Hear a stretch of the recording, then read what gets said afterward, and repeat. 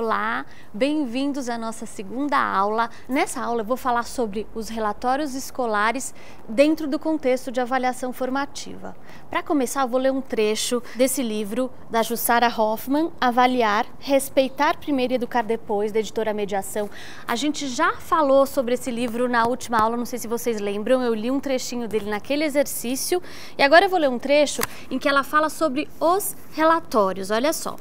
A elaboração de registros e relatórios descritivos em avaliação não favorece apenas o acompanhamento dos alunos. Estudos realizados comprovam que o exercício de observar, anotar e refletir ao longo do cotidiano escolar transforma o fazer pedagógico do professor e de toda a escola.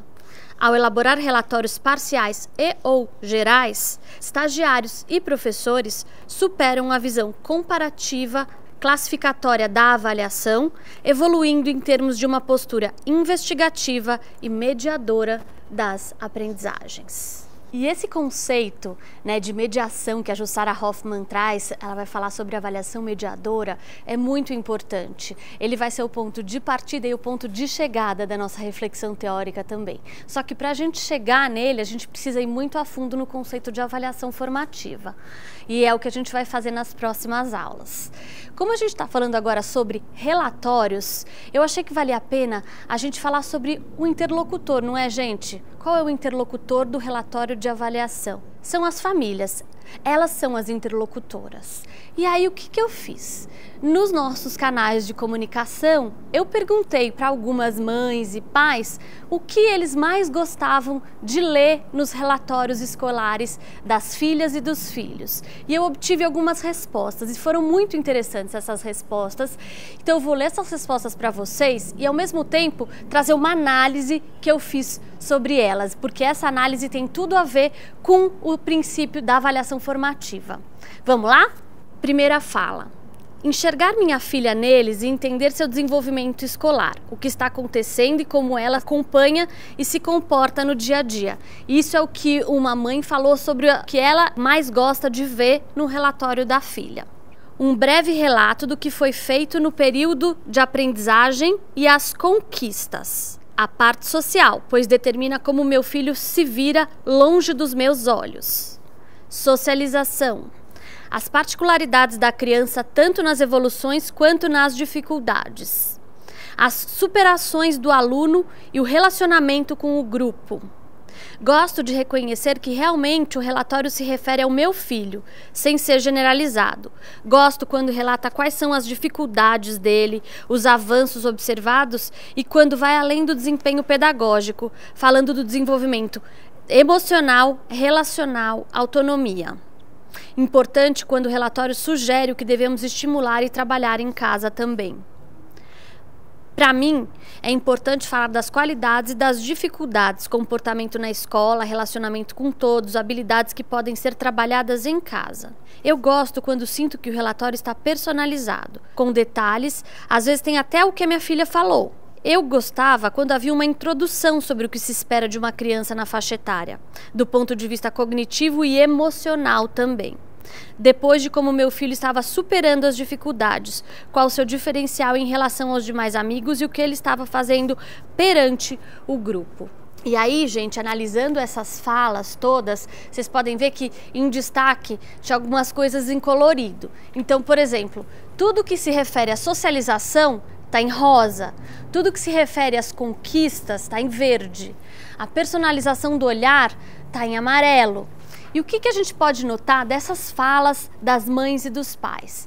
Que a principal preocupação com relação ao desenvolvimento das crianças é com relação à socialização, às conquistas, e essas conquistas elas podem ser cognitivas ou não, mas os pais eles querem saber os desafios que essa criança vai ter e não simplesmente faz, não faz, não é, certo? E isso tem muito a ver, gente, com esse olhar de educação inovadora que eu vejo que socialmente está sendo trazido para as famílias e para a escola também. E os relatórios escolares são uma maneira muito bacana da gente trazer isso para as famílias, esse olhar inovador. E agora eu vou ler um trecho do Philippe Perrenoud, de um trecho que ele fala sobre a inovação pedagógica e o contexto da inovação pedagógica na avaliação escolar. A avaliação funciona sob este aspecto como um fortíssimo impedimento. Os professores que tentam se distanciar dos exercícios escolares mais próximos das provas escritas sabem bem disto. Quando se faz os alunos trabalharem em grupos, quando se dá importância às situações de comunicação, aos problemas abertos, às pesquisas, às enquetes, às atividades meio, ao trabalho por situações problemas, aos procedimentos de projeto, deve-se afrontar uma certa angústia, que pode se tornar insustentável. Ela se deve inicialmente à incerteza sobre a relação com o programa, sobre a natureza dos funcionamentos intelectuais que se favorece através de tais atividades amplas, sobre o que os alunos aprendem realmente. Outras angústias dizem respeito à administração do tempo ou à respeitabilidade de certas atividades aos olhos dos colegas, dos pais e até mesmo dos alunos. A isso se acrescenta o medo de não poder avaliar nas formas tradicionais. Quando se mandam os alunos ao local, quando eles preparam um espetáculo ou escrevem um romance, quando passam horas medindo o pátio no quadro de uma situação matemática ou observando fenômenos naturais, o professor não vê muito bem como poderia validar essas aprendizagens por meio de uma nota que seja imparcial e ao mesmo tempo individual.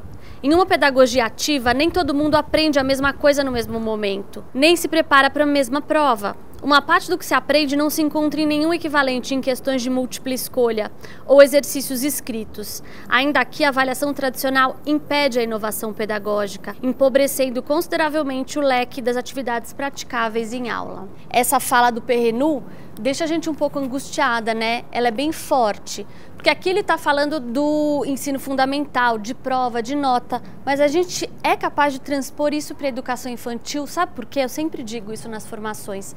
A educação infantil deveria ser modelo para os outros níveis de educação, porque tudo que se fala sobre educação inovadora é o que sempre foi feito na educação infantil. Hoje em dia se fala em trabalho por projeto, em atividades em grupo. Todos esses exemplos que ele dá aqui são exemplos que todo mundo faz na educação infantil e sempre fez e nunca foi valorizado. A educação infantil que escreve relatório. Por quê? Porque o relatório ele é o documento que melhor espelha uma avaliação formativa.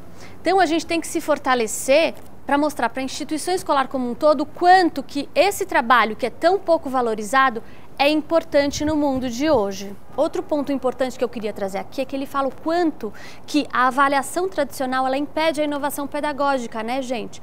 Porque é isso, quando você propõe trabalho em grupo para as crianças ou adolescentes, enfim, para qualquer grupo, você não consegue saber exatamente o que cada um aprendeu, você não consegue controlar a aprendizagem de cada um do jeito que acontece numa prova. Então, a cobrança em relação às notas, esse controle da escola, acaba fazendo com que o professor não faça esse tipo de atividade porque ele precisa prestar contas da nota. Então, nesse sentido que a gente precisa entender que para pedagogia avançar, para a educação avançar, a gente precisa avançar também no conceito de avaliação. Isso é muito importante. Então agora eu queria terminar essa aula deixando para vocês uma questão. Imagino que vocês, na verdade, estejam com essa questão, né? Tudo bem, Bruna, você falou sobre avaliação, mas como que acontece essa tal de avaliação formativa? Então é isso que eu vou falar na próxima aula.